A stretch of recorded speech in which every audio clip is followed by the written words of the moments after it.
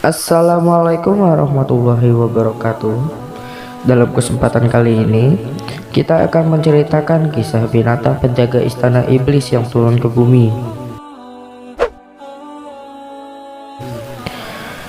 Naga merupakan hewan yang paling terkenal di dunia.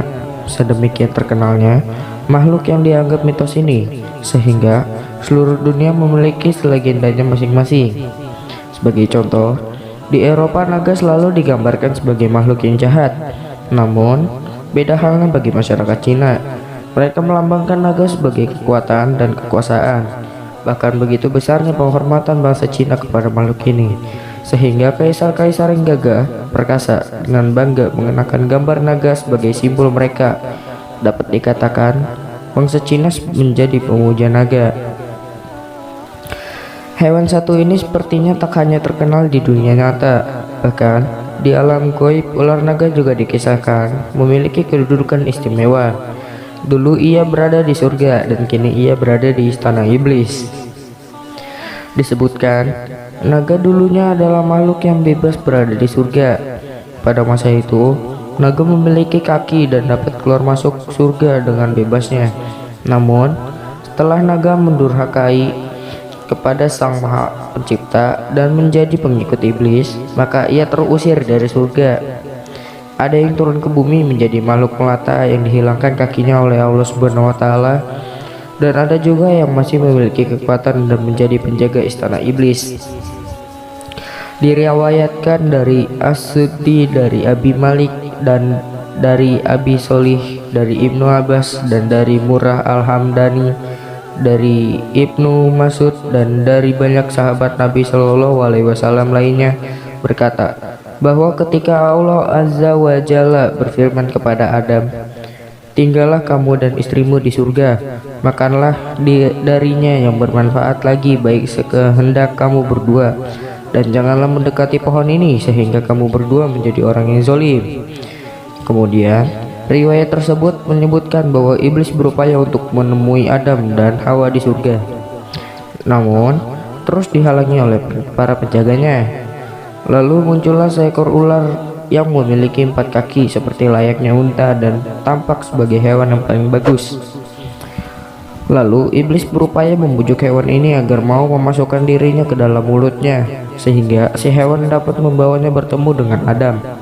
Hewan itu pun memasukkan iblis ke dalam mulutnya, sehingga kemudian melewati para penjaga surga dan berhasil masuk. Sementara mereka tidak mengetahui kalau Allah menghendaki suatu perkara yang akan terjadi. Melalui mulut hewan itu, iblis berbicara dan berupaya membujuk Adam, sementara Adam tidak memperdulikannya. Karena itulah iblis pun keluar dari mulut makhluk berupa ular berkaki 4 itu dan lalu menemui Adam. "Wahai Adam, maukah aku tunjukkan kepadamu sebuah pohon yang apabila kamu memakan buah darinya, maka kau akan abadi dan tidak akan sima?" kata iblis melancarkan bujuk rautnya. Adam hanya diam, tak bereaksi apapun, hingga iblis kembali berkata, "Wahai Adam, maukah engkau aku tunjukkan sebuah pohon yang apabila engkau memakan buah darinya, maka engkau akan menjadi raja seperti Allah Subhanahu wa taala? Atau kalian berdua akan kekal dan tidak akan mati selamanya?"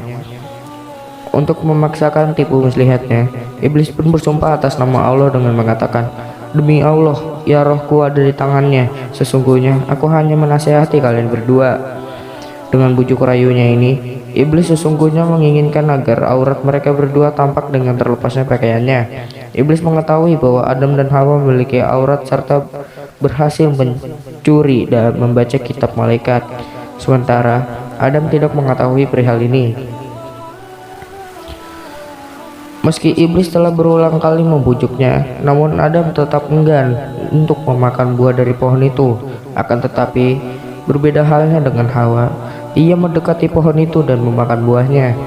Setelah itu kemudian Hawa berkata kepada Adam, "Wahai Adam, makanlah, sesungguhnya aku telah memakannya dan tidak terjadi apa-apa padaku." Adam tak berdaya menolak ajakan Hawa, maka tak kala Adam memakannya, lalu tampaklah aurat mereka berdua dan mulailah mereka berdua menutupinya dengan daun-daun dari surga. Abdul Razak dan Ibnu Zaris meriwayatkan dari Ibu Abbas dan berkata, Sesungguhnya iblis menawarkan dirinya kepada setiap binatang melata agar dapat membawanya masuk ke surga dan berbicara kepada Adam dan istrinya. Namun, semua hewan menolak tawaran itu. Lalu ia berkata kepada ular, "Aku akan melindungi dirimu dari gangguan Adam, dan engkau ada dalam jaminanku jika engkau memasukkan aku ke dalam surga." Selanjutnya, diriwayatkan, maka ular itu membawa iblis di antara dua taringnya, lalu masuk ke dalam surga. Ketika itu, ular masih berjalan dengan empat kakinya di akhir peristiwa ini, kemudian Allah menjadikannya berjalan di atas perutnya. Ibnu Abbas berkata, "Maka bunuhlah ular dimanapun kalian mendapatinya. Pendamlah makhluk yang pernah mendapat jaminan dari musuh Allah itu." Ular naga disebutkan menjadi makhluk penjaga istana iblis. Laknatullah ini memberikan kedudukan khusus kepada bangsa ular karena jasanya di langit yang telah berhasil membantunya untuk bisa mengeluarkan Adam dan Hawa dari surga. Begitu besar jasa ular terhadap iblis sehingga hewan ini diletakkan sebagai pembantu yang paling dekat dengannya. Bahkan ular menjadi penjaga di istananya. Seperti diketahui, ular yang terkuat di dunia adalah ular naga. Maka makhluk inilah yang menjadi penjaga utama istana iblis. Imam Ahmad berkata bahwa telah bercerita kepadaku Yunus dan Ahmad bin Salamah dari Syadina Ali, dari Abu Nadar, dari Abu Said, bahwasalnya Rasulullah SAW bersabda kepada Ibnu Syahad, "Apa yang kamu lihat?" Lalu Ibnu Syahad menjawab, "Saya melihat singgasana di atas lautan yang dikelilingi oleh beberapa ular." Maka Rasulullah SAW bersabda, "Ia telah melihat singgasana iblis." Riwayat lain menyebutkan bahwa Ibnu Syahad adalah tokoh sakti di zaman Rasulullah SAW yang memiliki kemampuan kasyaf syaitani, yaitu matanya mampu untuk menembus alam jin. Dengan bantuan iblis karena kerahmatan Allah Subhanahu wa taala, para sahabat bahkan sampai menganggap Ibnu Syahad ini adalah Dajjal. Dalam salah satu riwayat disebutkan, Ibnu Syahad ini pernah diuji oleh Rasulullah SAW kemampuan kasyaf syaitania, karena memang Ibnu Syahad adalah salah satu tokoh sakti atau dukun. Maka saat diuji, dia mampu melihat istana iblis yang dijaga oleh ular-ular naga.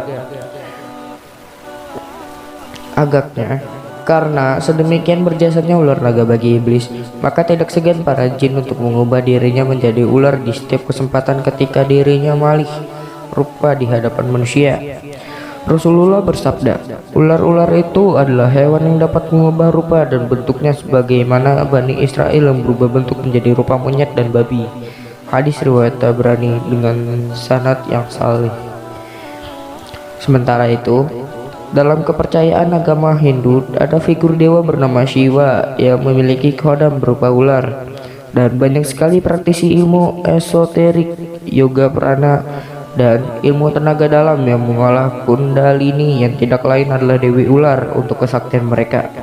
Memang sangat disayangkan, sekarang ini ular banyak sekali dimuliakan, bahkan menjadi simbol-simbol ilmu bela diri dan simbol keberuntungan.